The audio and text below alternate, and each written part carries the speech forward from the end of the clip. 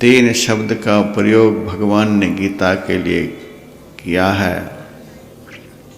गीता शास्त्रम, गीता शास्त्र है। फिर कहा गीता गंगोदकम, गीता गंगा जल है। फिर कहा गीतामृतम पिबेत, गीता अमृत है।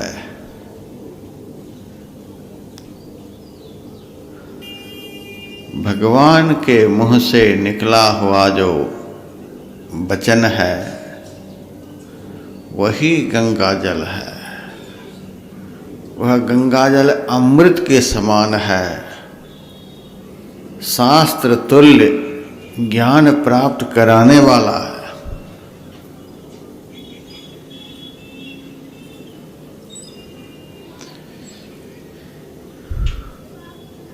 बहुत लोग स्नान करके आज आएंगे अपने अपने घर में, पंडितों को बुलाकर, ब्राह्मणों को बुलाकर पूजा पाठ भी करवाएंगे। पूजन के समय ब्राह्मण देवता पंडित जी आपके हाथ में गंगा जल देंगे, कुश की अंगूठी भी पहनाएंगे, नया कपड़ा भी पहनाएंगे, पवित्र भूमि पर बिठाएंगे, पवित्र आस्ती पर बिठाएंगे। बिना खाए पिए ज़्यादा से ज़्यादा फलाहार लेंगे।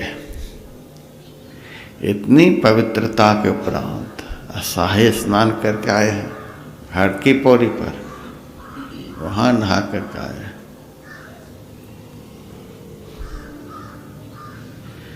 तब भी मंत्र पढ़ाए जाएंगे। ओम अपवित्र पवित्रो वा सर्वावस्थांगतोऽपि वा यह स्मरेत पुंडरीकाक्ष स्वाबाह्याभ्यंतरो शुचि। पवित्र हो या अपवित्र,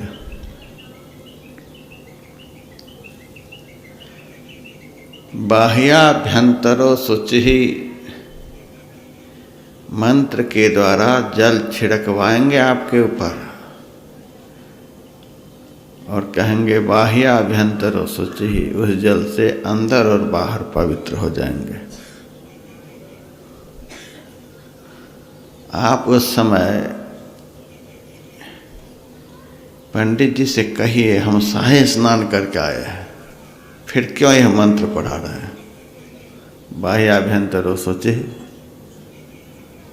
हम तो स्नान करके आ ही रहे हैं, तो पवित्र होने का मंत्र क्यों पढ़ा रहे हैं? तो पवित्र हो करके आए हैं। लेकिन पंडित जी नहीं मानेंगे, पवित्र कराने वाला मंत्र पढ़वाएंगे ही। तो जो कह रहे हैं स्नान मात्र से ही आप 100 अश्वमेध यज्ञ का फल प्राप्त कर लिए, पवित्र हो गए, बहुत महान फल है शाही स्नान का शास्त्रों में। तो आप यह मंत्र क्यों पढ़वा रहे हैं? दूसरे दिन पढ़वाते, आज क्यों पढ़वा रहे? आज तो हम स्नान करके कितने हजार अश्वमेध यज्ञ का पुण्य प्राप्त करके आए हैं, आज तो कम से कम नहीं पढ़वाओ। लेकिन नहीं मानेंगे। नहीं नहीं, यह तो विधान है, यह विधान है, बात सत्य है। तन पवित्र होता है जल से,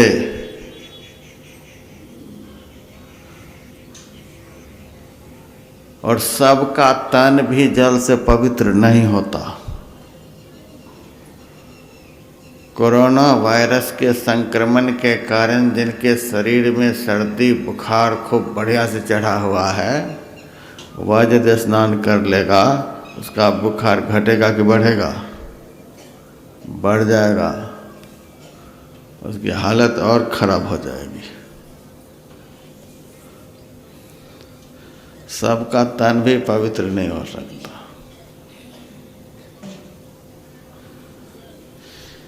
तन पवित्र होता है, चलो कोई बात नहीं, सबका हो जाए। तन पवित्र होता है जल से,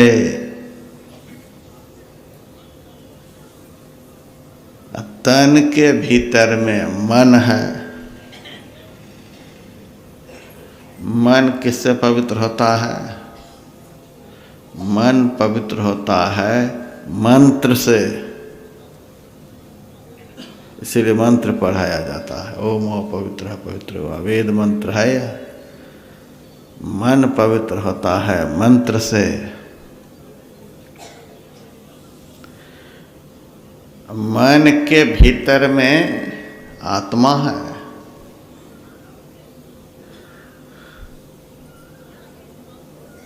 आत्मा कैसे पवित्र होता है?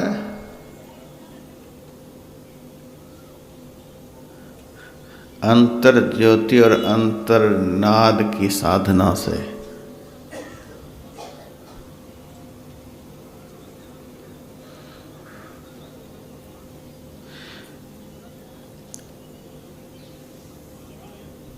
पूरा का पूरा तन भी जल से पवित्र नहीं होता है। केवल चमड़ा को आप पूरा तन नहीं कह सकते। चमड़ा को पानी से धोते हैं। इस चमड़े का भी कई एक सतह है। केवल ऊपर ऊपर से पानी बह जाता है, उसके भीतरी सतह में नहीं जल घुसता है। फिर मांस है, मांस के नीचे हड्डी है, हड्डी के अंदर मेद है, खून है, और भी बहुत कुछ तन के भीतर में है। वह सब कैसे धुलेगा बताइए तो? पूरा का पूरा तन भी जल से नहीं पवित्र हो सकता।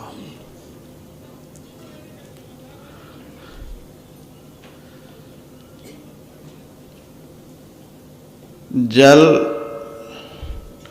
जब तन में पूरा का पूरा घुसेगा तभी तो पूरा शरीर निर्मल होगा।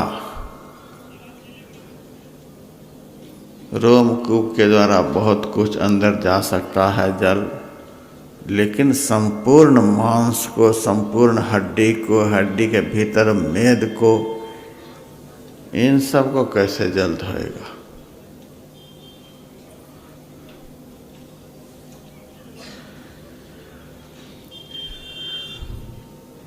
जब कपड़ा के भीतर जल घुसता है तब कपड़ा के अंदर जो गंदगी होती है उसको जल धो करके बहाता है। तो तन के संपूर्ण भीतर में जब जल प्रवेश करेगा तब पूरा का पूरा तन धुलेगा। तन के भीतर में मन है। मन कैसा है? आकाश से भी ज़्यादा सूक्ष्म। मिट्टी से सूक्ष्म जल है, जल से सूक्ष्म अग्नि, अग्नि से सूक्ष्म हवा, हवा से सूक्ष्म आकाश, आकाश से सूक्ष्म मन है। सूक्ष्म पदार्थ स्थूल पदार्थ में व्यापक होता है, घुस सकता है। स्थूल पदार्थ अपने से सूक्ष्म पदार्थ में घुस नहीं सकता। मिट्टी जल में नहीं प्रविष्ट हो सकती, जल अग्नि में नहीं प्रवेश कर सकता, अग्नि हवा में नहीं घुस सकती, हवा आकाश में प्रवेश नहीं कर सकती है। आकाश अपने अंदर के चारों तत्वों में प्रविष्ट हो जाता है। हवा 3 तत्वों में, अग्नि 2 तत्वों में, जल 1 तत्व में।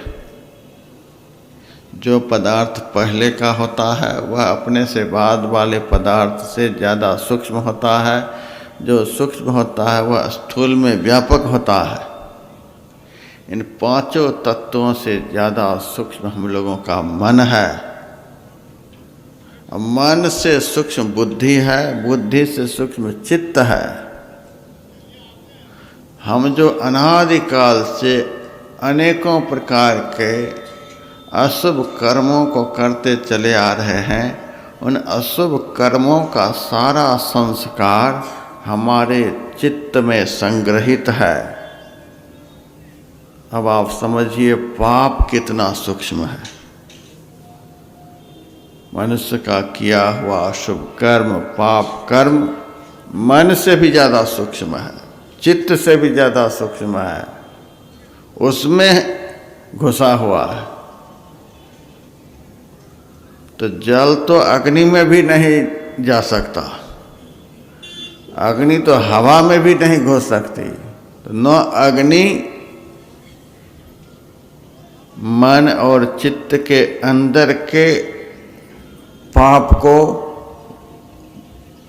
भस्म कर सकती, न जल धो सकता।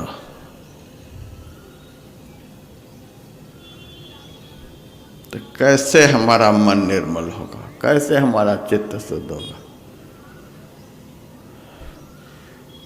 ऋषि मुनियों का वचन है, तीर्थे दाने जपे यज्ञे काष्ठे पाषाण के सदा, शिवम पश्यति मूढ़ात्मा शिवे देहे प्रतिष्ठिते। इन सब क्रियाओं के द्वारा कोई अंतरात्मा का दर्शन करना चाहता है, बहुत मुश्किल है।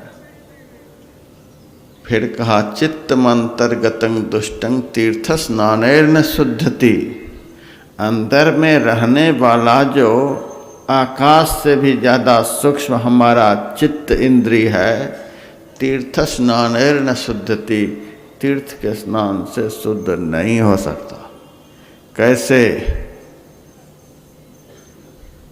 सतसोप जलैर्धौतम सुरा भांड में वासुचि।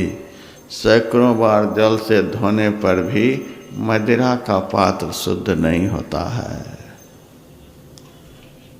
ऐसा हिसाब किताब है। कोई कहता है कि शुद्ध हो गया तो मान लो, तो मान लेने वाली बात अलग है। किसी यजमान के घर पंडित जी गए, पूजा कराने लगे। पूजन के समय कहते हैं कि यजमान, अब गणेश जी के ऊपर सोना अर्पण होगा, सोना चढ़ाओ। तो सोना तो है नहीं घर में, तो सोना के बदले कुछ पैसे चढ़ा दो। तो कितना चढ़ा दो? 5 रुपये रखो। 5 रुपये में सोना मिल जाएगा? अरे मान लो कि मैंने सोना चढ़ा दिया, फिर नवरत्न समर्पित करो। नवरत्न कहाँ, एक रत्न भी घर में नहीं। तो 10 रुपये रखो, हम मूल्य दान करा देते हैं। फिर अब गोदान होगा, गाय तो है नहीं पंडित जी, 21 रुपये रखो, हम मूल्य दान करा देते हैं। मान लो हो गया दान, इतने इतने पैसे रखते जाओ, दान होता गया। 11 रुपये में गोदान हो गया, 10 रुपये में नवरत्न का दान हो गया, 5 रुपये में सोना का दान हो गया। ये मान लो दान होता चला गया। होते होते होते आखिर में पूजा की समाप्ति पर पंडित जी कहते हैं, अब दक्षिणा हम कराएंगे। लो हाथ में दक्षिणा। तो कितना लूँ? 251 रुपये रखो कम से कम। यजमान बड़ा चालाक था, जेब से कागज का टुकड़ा निकाल हाथ में रख लिया। कराओ दक्षिणा, दक्षिणा का मंत्र बोलो। तो मूर्ख, कागज का टुकड़ा हाथ में रख लिया है, कहता है कि दक्षिणा का मंत्र बोलो। यही दक्षिणा है? मान लो महाराज 251 है, इस कागज को ही 251 मान लो। ऐसे कैसे मान लेंगे? यजमान ने कहा तुम्हारी बात हम 1 घंटा से मानते आ रहे हैं, हमारी बात को एक बार भी नहीं मानोगे? मान लो, लो 251 रुपये। तो मान लो यह जो भक्ति है यह अंत समय में काम आने वाली नहीं है। मान लो पाप धुल गया, मान लो हम पवित्र हो गए, मान लो जन्म जन्म के कर्म बंधन खत्म हो गए, मान लो वैकुंठ का टिकट कट गया, कब तक मानते रहोगे? अंत समय में ये मान लो वाली भक्ति काम नहीं आएगी। मान लो कि पेट भर गया तो पेट भर जाएगा, इस बात के लिए मानते हैं। कोई कह दे तुमको भूख लगी है, हाँ, तो मान लो कि पेट भर गया। अब मान लेंगे इस बात को? नहीं मानेंगे। भूख पर भूख सफा रहा है, तुम कहता है मान लो पेट भर गया। मान लो बीमारी छूट गई, तुम्हारे कहने से मान लेंगे? बीमारी है ही, शरीर दुख रहा है, कहते हो मान लो। बीमारी कारण शरीर में दुख पर दुख बढ़ता जा रहा है, तुम कहते हो मान लो। भूख बढ़ती जा रही, मान लो। प्यास लगी है, कोई कहता है कि मान लो मैंने शरबत पी लिया। उसी तरह से इस कर्म से उस कर्म से पाप खत्म हो गया, मान लो। मान लेने से काम नहीं चलेगा।